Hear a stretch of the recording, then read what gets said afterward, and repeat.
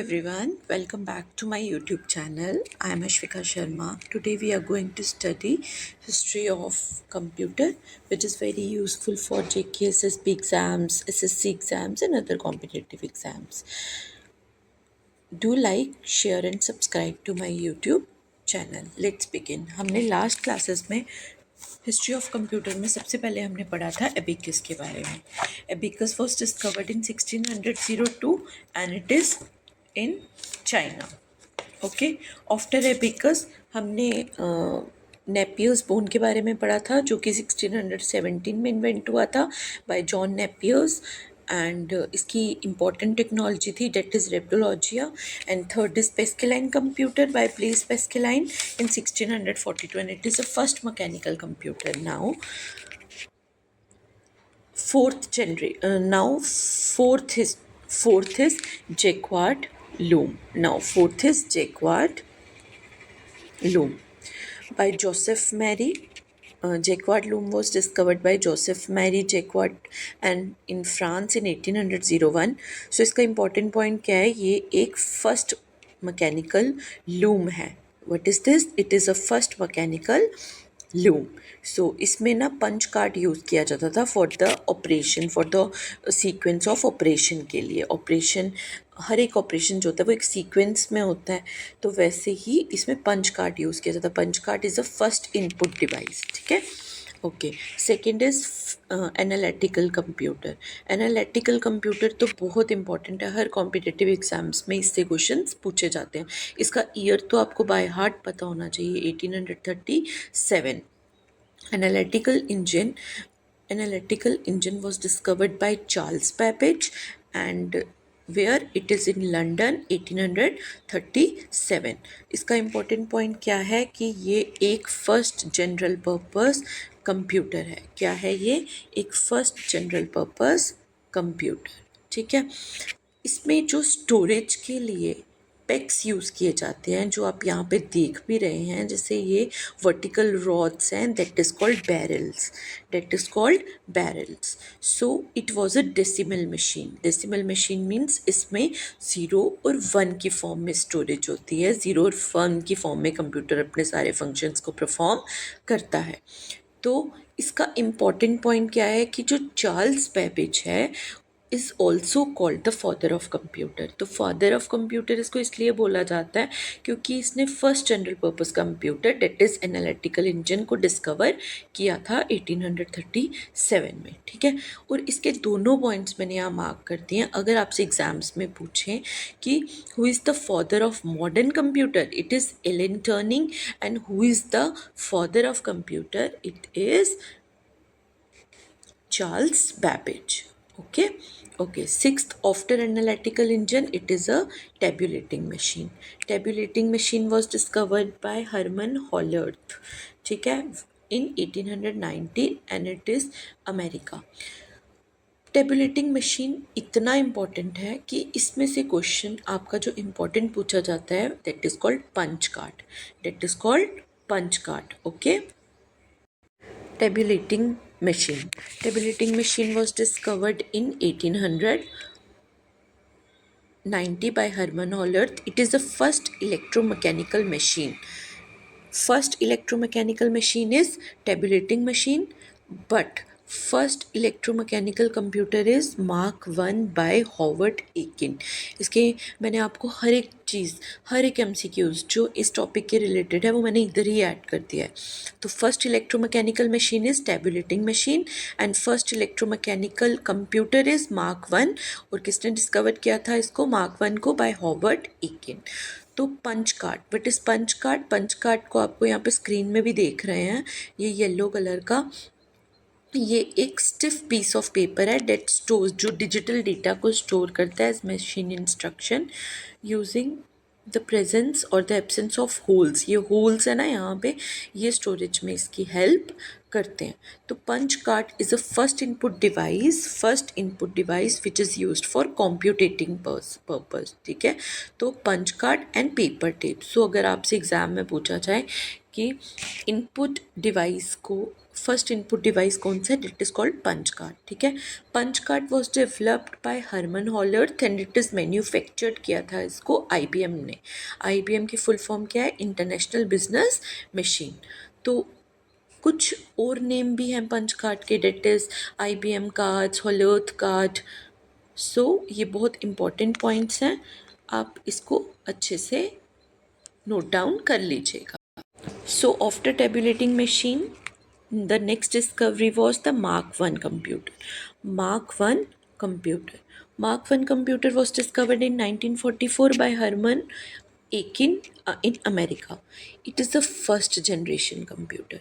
और आपको पता है जो फर्स्ट जनरेशन कंप्यूटर थी वो 1940 से लेके 1956 तक चली थी.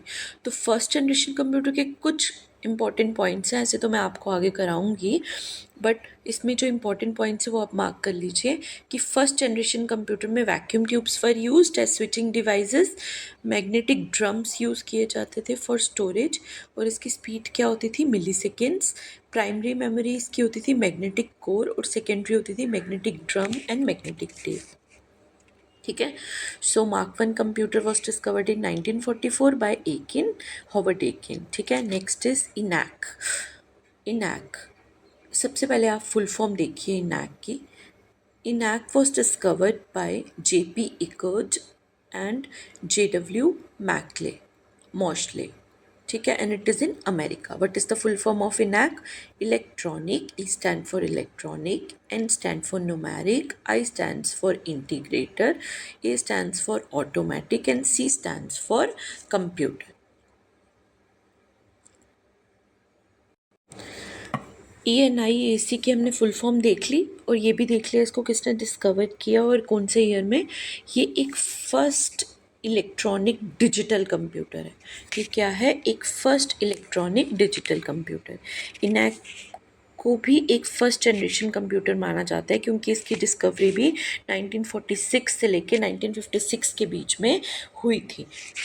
ठीक है. इनैक जो है वो फर्स्ट जनरल पर्पस कंप्यूटर है. फर्स्ट जनरल पर्पस कंप्यूटर है जिसको फर्स्ट जनरेशन कंप्यूटर में डेवलप, जिसको फर्स्ट जनरेशन कंप्यूटर माना जाता है. सॉरी ये कुछ पॉइंट्स जो हैं वो इसके बीच में ऐड हो गए हैं, बट मैं आपको ये बाद में क्लियर करती हूँ. उससे पहले जो हमने पढ़ना है दैट इज़ EDVAC, एडवैक. एडवैक जो है इसकी फुल फॉर्म क्या है? E stands for electronic, D stands for discrete, V stands for variable, A stands for automatic and C stands for computer.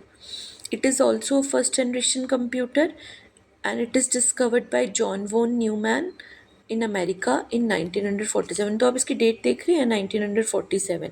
तो 1947 जो है फर्स्ट जनरेशन के ही बीच में आ रहा है. So it is a first generation computer. और आपको इसको इसकी इम्पॉर्टेंट पॉइंट क्या है कि जो जॉन वोन न्यूमैन है इसको बेसिक आर्किटेक्चर ऑफ कंप्यूटर बोला जाता है. बेसिक आर्किटेक्चर ऑफ कंप्यूटर इसने डेवलप किया था. तो अगर आपसे क्वेश्चन पूछा जाए कि किसने basic architecture of computer discover किया था, that is John von Neumann. So अब next after EDVAC is EDSAC. EDSAC की फुल फॉर्म क्या है? Electronics delay storage automatic computer. This is also first generation computer because it was discovered in 1949 by Maurice Wilkes and it is in England. It was a first stored program. सो अगर आपसे पूछा जाए कि first stored program कौन सा develop किया था, that is EDSAC. ठीक है. इट वो सो इसकी जो मैंने आपको इम्पोर्टेंट बताया था कि जो मैं बाद में कराऊंगी, देखिए एक सेकेंड वेट कीजिए. डन. सो अब आप इस पॉइंट को ध्यान से देखिए जो इसके इम्पॉर्टेंट पॉइंट्स हैं. एडवैक और एडसैक में कोई फ़र्क नहीं है. इसमें सिर्फ डी जो है एडवैक में वो डिस्क्रिएट है और एडसैक में डिले है.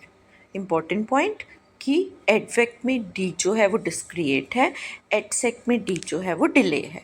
तो ये इम्पॉर्टेंट पॉइंट आप मार्क कर लीजिएगा और इसकी फुल फॉर्म अकॉर्डिंगली लर्न कर लीजिएगा. Okay, so it was a first it was more advanced than ENAC.